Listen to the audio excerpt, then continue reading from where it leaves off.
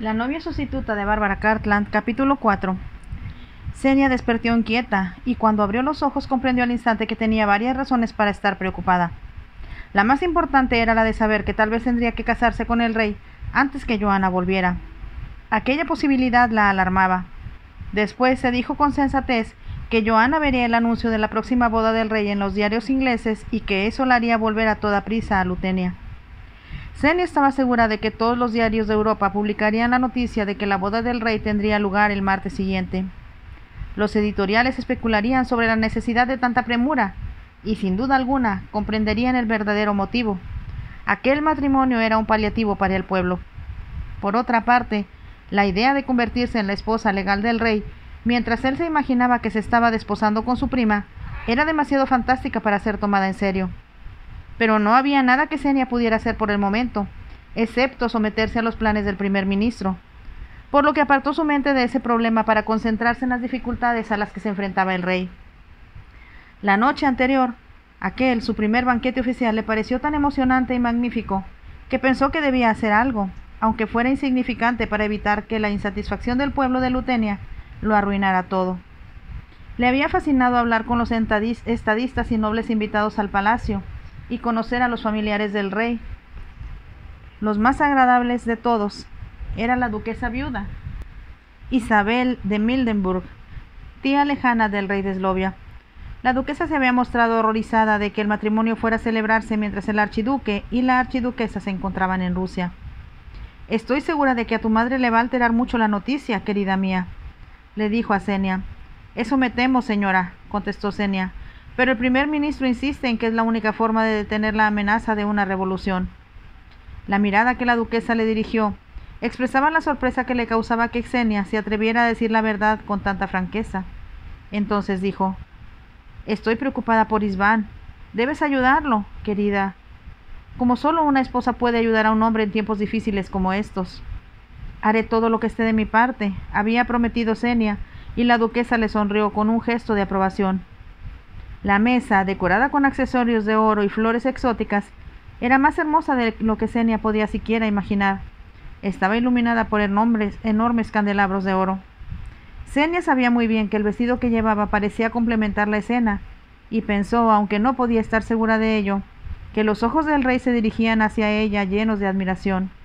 «Comprendo muy bien», se dijo a sí misma con toda honradez, cuando estaba metiéndose en la cama, «que Joanna no soporte la idea de renunciar a todo esto, ni siquiera por el hombre que ama». Al mismo tiempo, por atractivo que fuera un trono, Xenia estaba segura de que si ella estuviera en el lugar de Joanna, lo sacrificaría todo como su madre para correr en busca de la verdadera felicidad y tener a su lado a un hombre que la amara tanto como ella lo amara a él. Debido a que deseaba que los estadistas y la nobleza de Lutenia ayudaran al rey, hizo todo lo que pudo por mostrarse encantadora, obligándose a vencer su natural timidez, que en circunstancias normales la hacía demasiado callada. «Estoy esperando con verdadero entusiasmo la boda de su Alteza», dijo un noble que, según le habían dicho a Xenia, poseía una gran cantidad de tierra y tenía mucho poder en la parte del país donde vivía. «Comprendo la necesidad de consolidar la monarquía, como estoy segura de que su señoría lo comprende también», contestó Xenia en voz baja, «y estoy convencida de que el rey puede contar con el apoyo de usted en el futuro». El caballero la miró sorprendido, y Xenia comprendió que el rey nunca había tratado de atraer hacia su causa a los lutenianos influyentes, como debía haberlo hecho. Por lo tanto, Xenia se movió entre los invitados procurando que los nobles se dieran cuenta de que ella estaba enterada de la tensa y peligrosa situación y de cuáles eran sus puntos de vista. Ella no tenía idea de que era una conducta sin precedentes por parte de un personaje de la realeza, y aunque el rey la miró sorprendido, no interfirió. Cuando por fin los invitados se marcharon, varios de ellos le habían dicho al rey en forma significativa: «Su Majestad puede contar siempre conmigo, estoy a su servicio». Tan pronto como el rey y Xenia, seguidos por sus reales familiares, salieron del gran salón donde se habían reunido después de la cena, el rey dijo: «¿Qué has estado diciendo a estas personas?». Xenia lo había mirado con inquietud porque no estaba segura de que él aprobaría lo que estaba haciendo. «Pensé que sería una buena idea que los invitados de esta noche se dieran cuenta de que tal vez podrías necesitarlos si las cosas son tan graves como dice el primer ministro». El rey no contestó por un momento, Pero cuando llegaron al pie de la escalera y Xenia estaba a punto de subir a su dormitorio, dijo: «Te lo agradezco mucho. Sin embargo, me siento estupefacto. Nunca creí que la política te interesara». «Este tipo de política», contestó ella, «la que está teniendo lugar aquí, te afectará no solo a ti, sino a todos tus súbditos». El rey escuchaba con atención cuando ella agregó: «Sospecho que quienes viven fuera de Molnar, como los grandes terratenientes y los aristócratas, desconocen lo que está pasando aquí, y creo que se les mantiene en la ignorancia de forma deliberada». «Eres muy astuta», dijo el rey. «¿Estás sugiriendo que debía haber buscado su apoyo hace tiempo?» «Nunca es tarde para empezar», dijo Xenia con una leve sonrisa. En ese momento la duquesa viuda se reunió con ellos y no hubo oportunidad de decir nada más. Pero el rey tomó la mano de Xenia en la suya y se la besó. «Gracias», dijo con suavidad. Había permanecido de pie observándola mientras Xenia ayudaba a su tía a subir la escalera. «Espero haber hecho lo correcto», pensó Xenia. Recordó que varias veces durante la noche había advertido que el primer ministro la miraba con una inconfundible expresión de crítica. De algún modo el rey tenía que deshacerse de aquel hombre, pero ¿cómo? ¿Cómo sería posible cuando en apariencia él tenía un completo dominio sobre el gabinete y los miembros del Parlamento? Después de correr las cortinas, Margit se acercó a la cama. «He traído los diarios a Su Alteza. Tal vez quiera verlos mientras toma el desayuno. Hay algunos dibujos muy bonitos sobre su llegada». Xenia se sentó. La doncella le entregó 3 diarios y ella los abrió, leyendo con ansiedad lo que se había escrito acerca de ella y de su llegada. Vio en el acto que los 3 diarios daban la información casi con las mismas palabras, y comprendió que los artículos venían de la misma fuente. Mientras Margit regresó con el desayuno y colocó la bandeja en una mesa cerca de ella, preguntó: «¿Estos son todos los diarios que se publican en Molnar?». La vieja doncella titubeó antes de contestar: «Hay otro, Su Alteza». «Entonces, ¿por qué no me lo trajo?». No es el tipo de periódico que le interesaría a Su Alteza». «¿Por qué no?». De nuevo, Margit vaciló, como si no se atreviera a decir la verdad. «La Voz del Pueblo es un diario independiente que se opone al gobierno». «Entonces me gustaría verlo», dijo Xenia. La doncella pareció alarmada. «No creo», empezó a decir. «Estoy segura de que debe haber algún ejemplar en el palacio», la interrumpió Xenia. «Tal vez uno de los lacayos pueda prestarnos un ejemplar».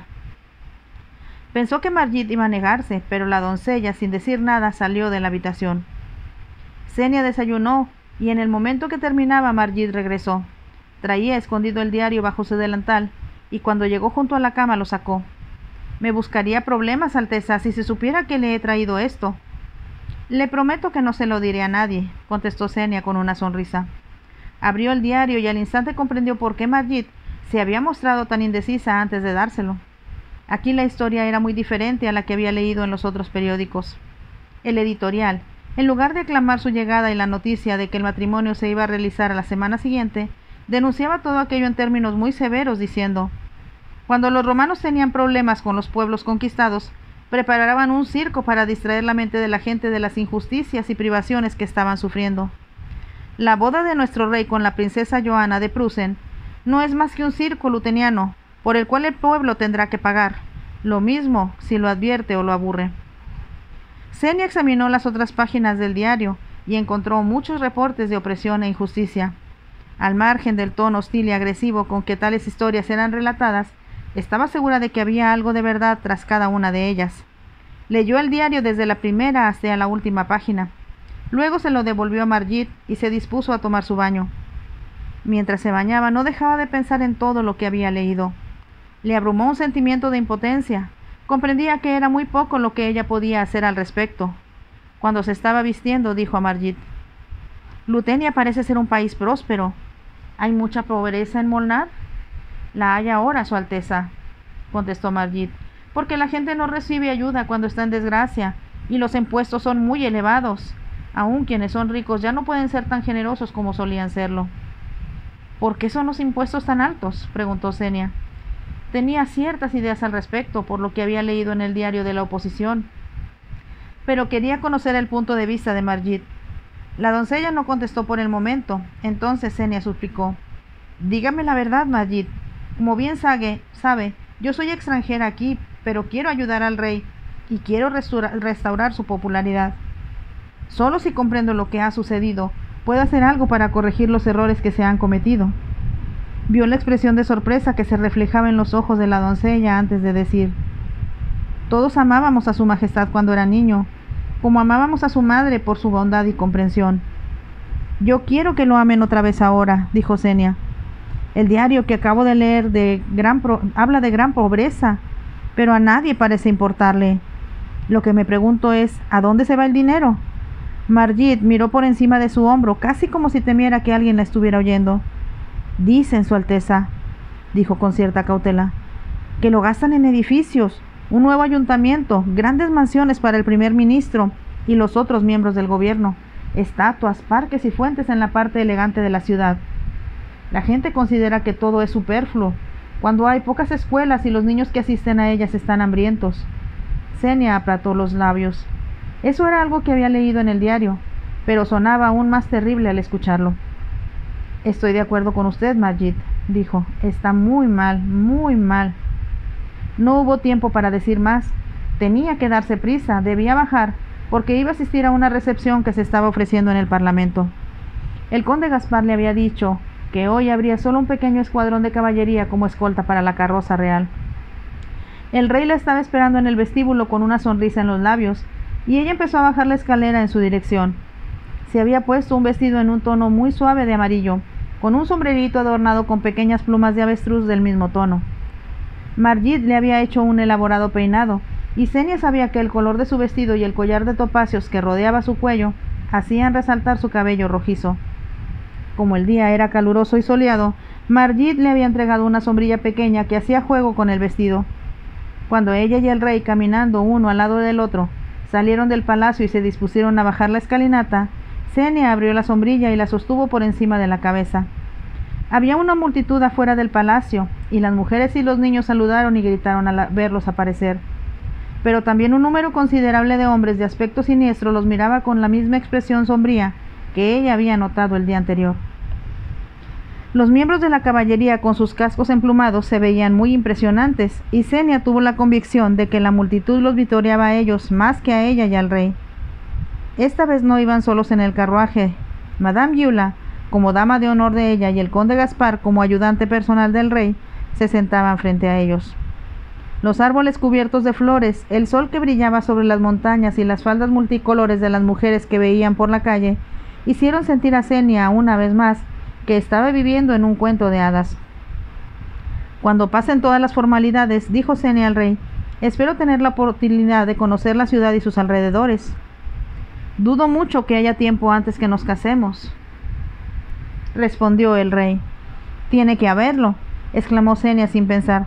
Estaba segura de que Johanna llegaría antes de la boda. Entonces, por lo que a ella se refería, todo aquello pasaría y volvería a Inglaterra y a la oscuridad. Si eso significa mucho para ti, dijo el rey, trataremos de hacer algunos arreglos para complacerte, aunque te advierto que nos espera un largo programa de actividades. Tal vez, si nos levantáramos muy temprano y nos acostáramos muy tarde, lo logremos, sugirió Xenia, y él se echó a reír. Tienes que hablar con el conde, explicó el rey. Él arregla todos nuestros compromisos, y debe tratar de organizarlos para que nos alcance el tiempo para todo. Haré todo lo posible, Alteza, le prometió el conde. No quiero cancelar nada importante, se apresuró a decir Xenia.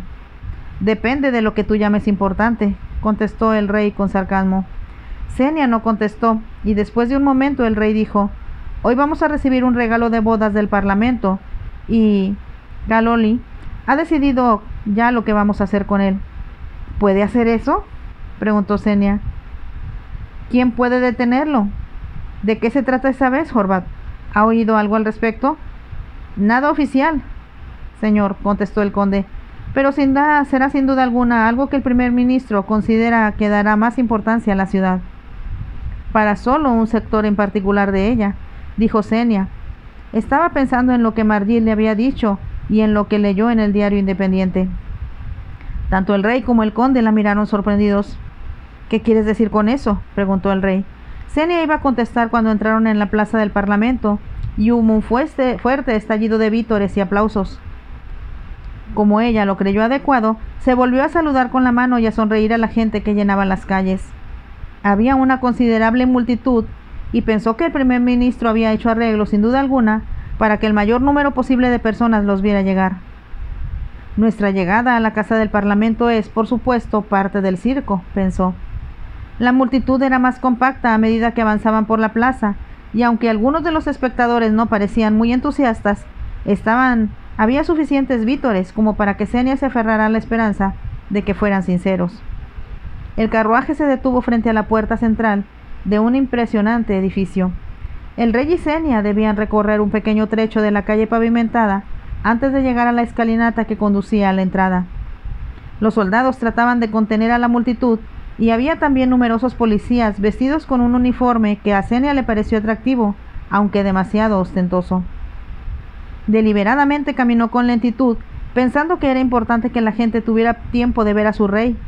Comprendió con cierta sensación de placer que, a diferencia del día anterior, él estaba respondiendo a las aclamaciones de su pueblo. Casi habían llegado a la escalinata cuando Xenia vio a dos mujeres que sostenían en lo alto un cartel que decía: «Nosotras no le importamos a nadie». Las mujeres se veían muy pobres, sus ropas eran modestas, los niños que las acompañaban iban descalzos y uno de ellos usaba muletas. Sin decir nada al rey, Xenia de pronto se volvió y caminó a través del césped hacia las mujeres que portaban el cartel. Solo le tomó unos segundos llegar hasta ellas, y la multitud que las rodeaba se quedó muda de asombro cuando se detuvo ante las mujeres y les preguntó: «Díganme qué quiere decir su cartel, porque nadie se preocupa de ustedes». Mientras hablaba, comprendió que el conde le había dado alcance. «Su Alteza», empezó a decir él, pero ella levantó una mano, y él tuvo que guardar silencio. «Son los niños los que nos preocupan, princesa», contestó una mujer con voz vacilante. «¿Por qué?», preguntó Xenia. Las dos mujeres que sostenían el cartel se habían asustado al principio al ver que ella se detenía a hablarles. Ahora otra mujer más vieja y evidentemente menos tímida intervino diciendo: «Lo que quieren decir, Su Alteza, es que no hay un hospital adecuado. Existe solo un pequeño sitio en las afueras de la ciudad, pero nos han dicho que no hay dinero para mantenerlo funcionando. Solo puede albergar a unos cuantos niños, y cuando los atienden el tratamiento es siempre inadecuado». Xenia miró de nuevo a las mujeres que llevaban el cartel. «¿Es cierto eso?», preguntó. Se escucharon una docena de voces y una de ellas expresó: «Mi hijito esperó 2 años a que le pusieran lentes, y ahora ya no ve nada». Xenia se enteró de que otro niño necesitaba que le extrajeran las amígdalas, pero no había ningún sitio donde efectuar la operación. Una mujer había perdido a 2 niños, otra a 3. Al comprender que Xenia les prestaba atención, continuaron las quejas. «Su Alteza, el primer ministro está esperando», dijo el conde en tono apremiante. «Me alegra que me hayan dicho eso», dijo Xenia a las mujeres que esperaban. «Les prometo que tanto el rey como yo trataremos de ayudarlas». Notó que las mujeres la miraban con incredulidad, como si pensaran que era muy improbable que ella pudiera hacer algo. Sin embargo, la vitorearon cuando se marchó.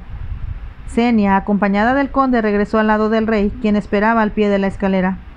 Xenia lo miró llena de temor, pensando que debía estar enfadado, pero él la miraba con ojos divertidos. «Siento mucho si lo que hice estuvo mal», murmuró al llegar a su lado.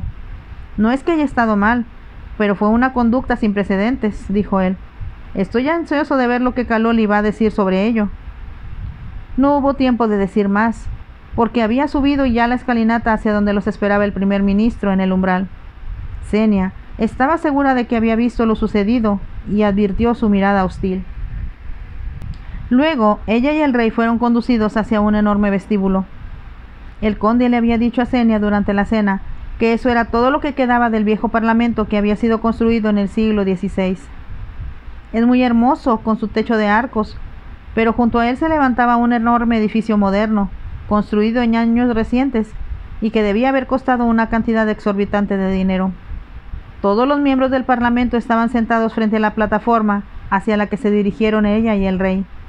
Detrás de ellos estaban sus esposas, sus hijos y secretarios, además de funcionarios reales. Había también periodistas sentados frente a una mesa cercana a la plataforma.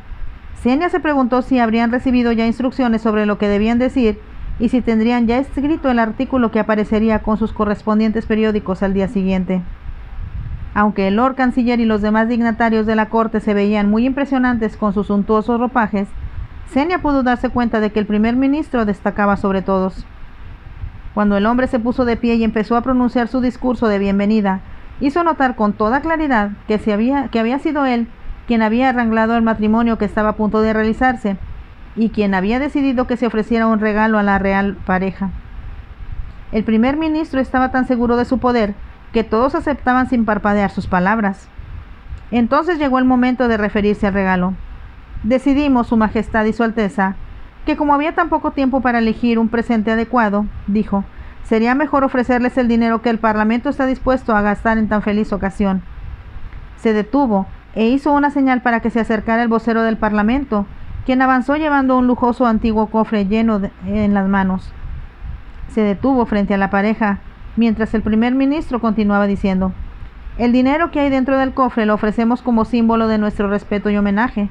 Consideramos que Su Majestad y Su Alteza querrán gastarlo en recibir o en recubrir de oro la vajilla que usan en ocasiones formales y que desafortunadamente es ya inadecuada para representar el prestigio debido a nuestro ilustre país. El vocero postró una rodilla en el suelo y extendió el cofre hacia el rey y hacia Senia. Ponga la mano sobre él, murmuró el conde al oído de Senia, en reconocimiento y aceptación del regalo. Senia extendió la mano enguantada y la puso junto a la del rey. Acepto este regalo con el mismo espíritu que fue hecho, dijo el rey. El vocero se levantó y se retiró. Entonces, cuando el primer ministro se hizo a un lado, Senia comprendió que el rey estaba a punto de hablar. ¿Puedo decir yo algo primero?, preguntó ella. Una bomba arrojada a los pies del rey no hubiera causado más sensación que aquellas palabras. El primer ministro hizo un gesto para impedirle a Senia que hablara, pero después de un segundo de vacilación, el rey dijo, «Este es ciertamente un día de sorpresas. Por supuesto que puedes hacerlo si es lo que deseas». El rey se sentó de nuevo y Senia se quedó sola de pie. Nunca antes había hablado en público y por un momento temió que le fallara la voz y que sus piernas no la sostuvieran. Pero se dijo a sí misma que lo que ella sintiera no tenía importancia. En una semana más se iría de allí y si quería ayudar a Lutenia, aquel era el momento de hacerlo. Su Majestad, empezó a decir. Le temblaba la voz, que casi no se escuchaba, pero un instante después, llena de súbita decisión, comenzó a hablar de nuevo. Su Majestad, primer ministro, señores del miembros del Parlamento, sé bien que no se acostumbra que una mujer hable en público. A eso se debe sin duda que con tanta frecuencia se olviden de nosotras. Hubo una ligera oleada de risas y esto dio a Senia confianza para seguir adelante. Sé también, continuó diciendo, que Su Majestad dará a ustedes las gracias por el generoso regalo de bodas que nos han hecho, por lo que yo solo quiero agradecerles la bienvenida que me han dado desde que llegué a su hermoso país, y espero que escucharan lo que deseo que se haga con este regalo. En estricta justicia, creo que, por lo menos tengo cierto derecho a dar mi opinión al respecto. De nuevo hubo risas y Senia continuó diciendo, me gustaría que ese dinero se gastara en construir un hospital para mujeres y niños que, según tengo entendido, hace mucha falta en Mornar. Se produjo una exclamación ahogada de asombro. Entonces, en forma espontánea, todas las esposas de los miembros del Parlamento y todas las mujeres presentes estallaron en aplausos. Senia le sonrió y añadió con voz serena, gracias por escucharme. Dirigiendo una leve sonrisa de disculpa al rey, se sentó. Por un momento se hizo el silencio, y Senia miró hacia el primer ministro. Vio la mal disimulada furia que había en su rostro, y sintió con un vuelco en el corazón que ella le acababa de tirar el guante, y que no había la menor duda de que la lucha entre ellos se iniciaba. Pensó que el hombre iba a decir algo, pero en esos momentos el rey se puso de pie. No se dirigió al primer ministro, sino a los que se encontraban en la sala. Mi madre, dijo, quien creo que todos ustedes amaban, solía decirme que cuando me casara, debía escuchar a mi esposa. Solo quisiera que ella estuviera aquí, porque creo que me diría que no solo escuchara a mi prometida, sino que obedeciera a esa sabia sugerencia suya, que yo estoy seguro contará con la aprobación de ustedes y la de todos los niños y mujeres de Lutenia. Sonrió. De su rostro había ya desaparecido toda la expresión de cinismo y amargura que lo caracterizaba. ¿Quién soy yo?, dijo, un simple hombre para hacer otra cosa que estar de acuerdo en que esta generosa suma de dinero se use para fundar un hospital. Y creo que en justicia debía llevar el nombre de su futura reina. Hubo un estruendoso aplauso y Xenia vio con satisfacción que los reporteros de los periódicos estaban escribiendo a toda prisa en sus cuadernos de notas. Mientras el aplauso continuaba, los periodistas empezaron a deslizarse hacia la entrada, como si estuvieran ansiosos de correr a las prensas y lanzar las noticias a las calles de la ciudad. Solo el primer ministro no se unió al aplauso, sino que permaneció de pie con ojos empequeñecidos y labios apretados, hasta que el rey y Xenia se dispusieron a salir del edificio. En aquel momento el primer ministro, que iba detrás de ellos, dijo al rey: «No creo, señor, ni por un momento, que ese dinero será suficiente para el grandioso proyecto que Su Alteza ha sugerido». Habían llegado ya a la puerta y el rey se volvió hacia él. «En ese caso, primer ministro», dijo, casi arrastrando las palabras, «algunos de los planes para los nuevos edificios que se proyecta construir en la ciudad tendrán que ser alterados, o tal vez cancelados para aumentar el fondo del hospital». Sin esperar la respuesta del primer ministro, el rey bajó la escalinata con Xenia a su lado. Cuando vieron de nuevo a las mujeres que portaban el cartel de protesta, Xenia les dirigió un saludo especial con la mano. Esperaba que alguien les dijera muy pronto lo que había sucedido dentro del Parlamento. El carruaje estaba esperándolos, y cuando Xenia y el rey llegaron a él, hubo un repentino movimiento entre la multitud. Varios hombres que se encontraban en la parte de atrás empujaron hacia adelante, gritando y lanzando abucheos. Una mujer que estaba de pie en la primera fila con un niño en brazos fue arrojada al suelo. La mujer no resultó lastimada, pero el niño, que debía tener unos 4 años de edad, fue lanzado contra la rueda del carruaje y recibió una herida en la pierna. Al iniciarse los gritos y abucheos, el conde había tratado de hacer que Xenia subiera a toda prisa al carruaje, pero ella se separó de él y se arrodilló junto al niño, que estaba gritando mientras la sangre fluía de su pierna desnuda. Lo tomó en brazos y uno de los oficiales ayudó a la madre a ponerse de pie. «Lo siento, alguien me empujó», estaba diciendo la mujer. «No quiero causarles molestias». «Permítame tomar al niño, Su Alteza», dijo el conde. «¿A dónde va a llevarlo?», le preguntó Xenia. «Usted sabe muy bien que no hay hospital». El conde miró a la madre. «Yo me encargaré de curarlo», dijo la mujer. Estaba asustada de hablar con alguien tan importante y aún parecía sacudida por la caída. Xenia la miró. Era evidente que se trataba de una mujer muy pobre. Su ropa y la de la criatura que sostenía en sus brazos estaban idas remendadas, aunque muy limpias. «Deme al niño, Alteza», pidió el conde a Xenia de nuevo. El niño seguía llorando, pero acomodó la cabeza contra el pecho de Xenia, como si encontrara consuelo entre sus brazos. «Creo que lo mejor que podemos hacer», dijo Xenia, «es llevarnos al niño herido y a su madre al palacio. Ahí se le curará como es debido, y después podremos mandarlos a su casa».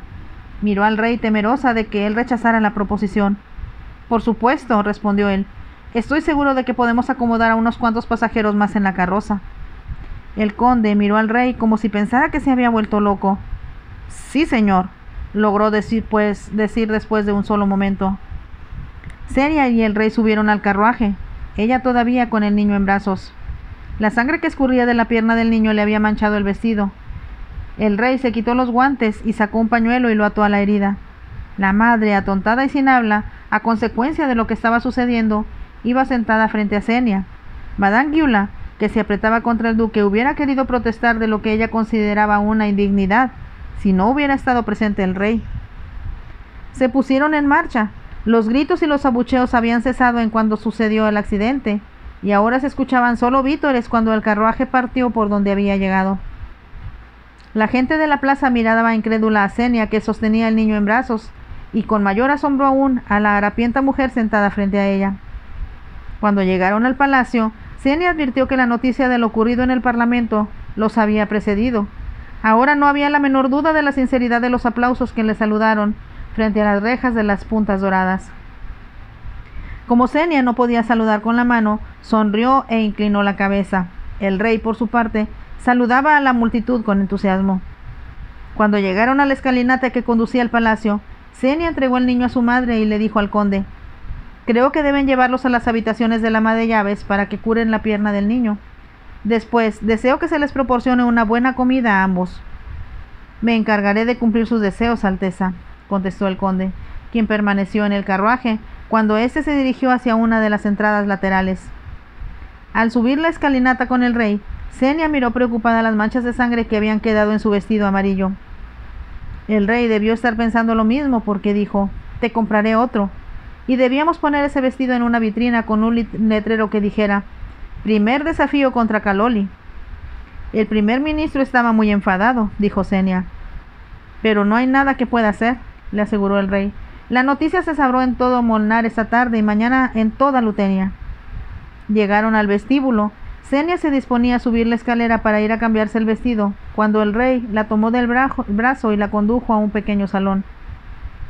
Cerró la puerta tras ellos y como Xenia se le quedó mirando sorprendida, el rey exclamó: ¿te das cuenta de que has iniciado una revolución muy tuya? Y no estoy seguro de cuáles serán los resultados finales. Hablaba con gran seriedad, pero iluminaba sus ojos una sonrisa que ella no había visto antes. Xenia no contestó. Él, de pie, la miró antes de decir: ¿qué ha sucedido? ¿Por qué estás tan cambiada? ¿Por qué eres tan diferente de como eras hace 3 meses? Tal vez he crecido, he madurado, dijo Xenia con ligereza. No lo entiendo, dijo el rey como si hablara consigo mismo. No nos preocuparemos por mí. Es de en ti de en que debemos preocuparnos. Xenia lanzó un pequeño suspiro. Estaba tan temerosa de que te enfadaras. ¿Tú? ¿Temerosa?, preguntó el rey. Sé que fue un paso muy grande desafiar al primer ministro en frente de todos, pero tengo la impresión de que la única forma en que podemos vencerlo es poniendo a la opinión pública en su contra. ¿Te das cuenta de que él no te lo perdonará jamás? Eso no importa. Tú eres el importante. El rey se apartó de ella y se dirigió a uno de los ventanales que daban al jardín. ¿Y qué pasará si después de todo yo te fallo?, preguntó el rey. Fue muy valeroso de tu parte todo lo que has hecho, pero me pregunto si seré capaz de continuar lo que tú has empezado. Por supuesto que serás capaz. Solo tienes que pensar en la forma de hacer comprender a la población lo que está sufriendo y que es culpa del primer ministro, no tuya. Él ha dicho con mucha claridad en el pasado que yo soy responsable de los decretos que ha dictado en mi nombre y de los aumentos que ha ordenado en los impuestos. Entonces tú debes poner alto a todo esto. ¿Cómo? ¿Cómo?, preguntó él. No va a ser fácil. Hemos tenido suerte hasta el momento, dijo Xenia. Si no hubiera hablado con esas mujeres que llevaban el cartel, si ellas no hubieran estado allí, no me habría enterado de la falta de un hospital. Nunca se me había ocurrido hasta ahora que no había uno. El primer ministro, sin embargo, va a insistir en que lo hay. Pero está a las afueras de la ciudad y es muy inadecuado para lo que se necesita. Además, comprendo que a las mujeres no debe gustarles estar tan lejos de sus hijos. Si tienen otros niños, ¿cómo pueden ir a ver al que está enfermo si el hospital está a tanta distancia de Molnar? Tienes razón, por supuesto que tienes razón, dijo el rey, pero estaría dispuesto a apostar que de algún modo Kaloli distraerá el dinero destinado al hospital a otras cosas que a él le interesen más. Entonces debes buscar los recursos en otras partes, dijo Xenia. Pide a los grandes terratenientes que contribuyan, y si no lo logras, amenaza con vender las joyas de la corona. Habló con decisión, y el rey echó hacia atrás la cabeza y empezó a reír. «Eres magnífica», exclamó. «Cuando te escucho, encuentro que Kaloli empieza a hundirse, a tomar su perspectiva correcta». «Él es solo un arribista ambicioso», contestó Xenia, «que ha adquirido tanto poder porque tú se lo has permitido». «Sabía que iba a resultar en que yo tenía la culpa tarde o temprano», dijo el rey. «Por supuesto que sí. Eres un hombre sano y fuerte, eres muy inteligente. Todo lo que tienes que hacer es usar tus cualidades. ¿Y qué esperas para hacerlo?» De nuevo habló sin pensar, pero ahora el rey rió con tantas ganas que su risa era incontenible y lo obligó a sentarse.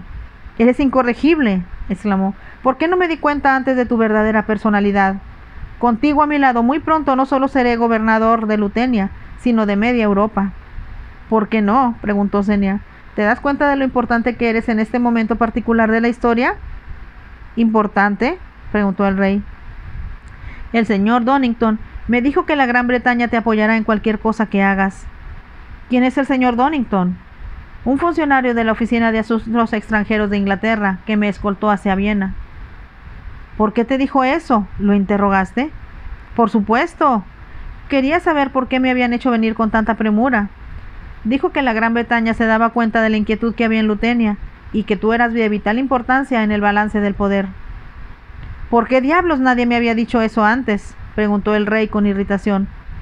Supongo que tenían miedo de hacerlo, o tal vez pensaron que no los escucharías. Es cierto, reconoció el rey. El embajador inglés en Molnar es un tipo muy aburrido, así que nunca se me ha ocurrido tener una conversación privada con él. O tal vez Caloli se ha ingeniado para evitar, de forma deliberada, que yo tenga una oportunidad de hablar a solas con alguno de los ministros del extranjero. Entonces, ¿por qué no los invitas al palacio uno por uno? El rey se puso de pie. Es algo que haré tan pronto como nos casemos. Para entonces me imagino que tendrás centenares más de sugerencias, o debo decir instrucciones, para que yo las lleve a cabo. Xenia no contestó. Recordó que solo estaría unos cuantos días más con él, y pensar en ello le pareció tan deprimente que le produjo un dolor casi físico. Después de un almuerzo tranquilo con los familiares del rey, con Madame Yula y con el conde, Xenia recordó que el primer ministro había dicho que iban a tener una conferencia de prensa. Estaba a punto de preguntar al conde cuándo iba a tener lugar aquella, cuando un ayudante del rey entró en la habitación para decir: «Creo que su majestad debe saber que los representantes de la prensa están aquí. Sin embargo, un mensajero del primer ministro ha venido a advertir que, en las circunstancias presentes, sería un error que su majestad o su alteza los recibieran». ¿Ha dado alguna razón para este cambio de planes?, preguntó Xenia. «Tengo entendido, Alteza, que el primer ministro piensa que algunas de las preguntas pueden resultar demasiado impertinentes o demasiado embarazosas para que usted las conteste». Xenia miró al rey. «¿Debo contestar?». «Por supuesto», dijo él. «Si lo recuerdas, el primer ministro dijo que estaba seguro de que querrían saber más detalles íntimos sobre ti y sobre tu trousseau». «Tiene la bondad de informar al mensajero», dijo Xenia al ayudante, «de que estoy preparada para contestar a todas las preguntas que me hagan los representantes de la prensa y que estoy segura de que su majestad se reunirá conmigo más tarde por si desean preguntarle algo a él». El ayudante hizo una reverencia y se dispuso a salir de la habitación, pero al verlo llegar a la puerta, Xenia preguntó: «¿Está presente algún reportero de La Voz del Pueblo?». El ayudante repitió casi como si no hubiera comprendido: «¿La Voz del Pueblo?». «Es uno de los diarios que está contra el gobierno», dijo el conde. De nuevo Xenia miró al rey como si él comprendiera con exactitud lo que ella estaba haciendo. El rey dijo: «Creo que en una ocasión tan importante como una boda real, todos los periódicos deben ser incluidos en la conferencia de prensa». «¿De veras, señor?», preguntó el conde. «La Voz del Pueblo se ha mostrado violentamente antimonárquica desde hace algún tiempo. Lo que inventen será mucho más dañino que cualquier cosa que oigan de nosotros», contestó el rey. «Haré venir a un periodista, señor», dijo el conde, «y pediré a los otros representantes que esperen con paciencia hasta que él llegue». «¿De qué se trata esto?», preguntó la duquesa viuda de Mildenburg, que había estado escuchando. «Cuando yo era joven los periodistas eran tratados como parias, pero en la actualidad me dicen que hasta la reina Victoria los alienta». «Tenemos que movernos de acuerdo con la época, tía Isabel», dijo el rey. «Mientras más enterada esté la gente acerca de lo que sucede, mejor capacitada estará para votar por los representantes adecuados para el Parlamento». «Estoy segura de que tienes razón, mi querido Isván», contestó la duquesa. «Sin embargo, a mí me parece muy revolucionario el paso que están dando tú y la querida Johanna al recibir a esa gente». «Son hombres de carne y hueso como nosotros», contestó el rey con una sonrisa. «Tu abuelo ciertamente no pensaba así». El rey se echó a reír. «Johanna está convencida de que ellos son más valiosos que un regimiento de soldados, y yo me inclino a estar de acuerdo con ella». Sonrió a Xenia al decir esto, y después murmuró inesperadamente: «Disponemos de un poco de tiempo. ¿Qué te gustaría hacer?». «Ver el palacio», dijo Xenia a toda prisa, «sobre todo los cuadros». «Ven conmigo entonces», contestó el rey. «Les llevará más de una hora traer a ese anarquista en el que insistes en incluir en tu pequeña charla, así que escapemos del mundo por tanto tiempo como sea posible». Conduciéndola de la mano como si se tratara de una niña, el rey se lanzó con ella a explorar el palacio. Este resultó todavía más fascinante de lo que Xenia esperaba, y descubrió que el rey tenía profundos conocimientos sobre todo lo que poseía, especialmente los cuadros. «Nunca pensé ni soñé siquiera que pudiera ver algún día algo tan hermoso», exclamó Xenia entusiasmada ante varios cuadros de Canaletto. «Un día te llevaré a Viena», dijo el rey. «Esto es, si nos queda suficiente dinero que no se haya gastado en tus buenas obras». Sus palabras le dieron a ella una idea. «¿Eres rico?», preguntó. «Depende de lo que quieras comprar». «Estaba pensando», dijo ella. que si iniciáramos un fondo para ayudar a la gente más pobre de la ciudad y contribuyéramos con dinero para un hospital y otras cosas que se necesitan con urgencia, alentaríamos a otra gente a dar, sobre todo si llamas a eso el fondo del rey. Ciertamente es una buena idea, reconoció el rey. Si no tienes dinero para una cosa así, dijo Xenia en forma tentativa, supongo que sería posible obtener muy buenos precios en París o en Londres por cuadros como estos. Oye, si vas a tratar de saquear el palacio, dijo el rey con firmeza, entonces no voy a escucharte. Tienes que pensar si debes sacrificar uno que otro cuadro o el palacio mismo, replicó Xenia con brusquedad, sin escoger mucho sus palabras.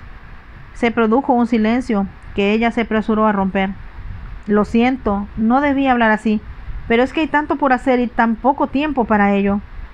¿De veras crees que los revolucionarios están llamando a la puerta?, preguntó el rey.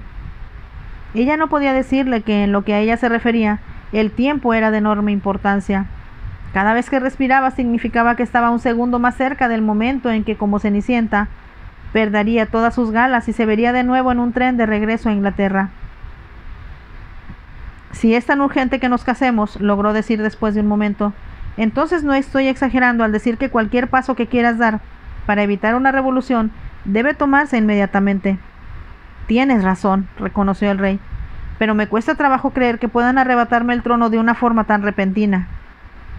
Creo que debemos ser justos y decir que el primer ministro hará todo lo posible por evitarlo, dijo Xenia, pero lo hará a su manera y en sus propios términos. Maldito sea, exclamó el rey. Si no fuera tan dictatorial, la insatisfacción del pueblo no habría llegado a ese punto, pero ha llegado y es una realidad a la que tenemos que enfrentarnos. Estaban conversando en la galería de los cuadros. El conde se acercó a ellos en esos momentos. El propio director de La Voz del Pueblo ha venido, Alteza, dijo el conde a Xenia, y a juzgar por la expresión de su rostro, creo que la va a someter a un interrogatorio in misericordia. No tengo miedo, contestó Xenia. Una vez más puso su mano en la del rey. Ven a apoyarme, rogó ella. Tengo la impresión de que nadie va a mencionar mi trousseau, ni nadie le va a interesar cuál es mi postre favorito. Vamos a hablar de política, solo de política. Y estoy seguro, dijo el rey con sequedad, que va a ser una conversación poco agradable. Fin del capítulo 4 de esta sensacional novela, La novia sustituta de Bárbara Cartland, que como vemos está tomando giros muy interesantes y muy hermosos. Si les gustó, déjenme un like y nos vemos en el siguiente capítulo. Bye.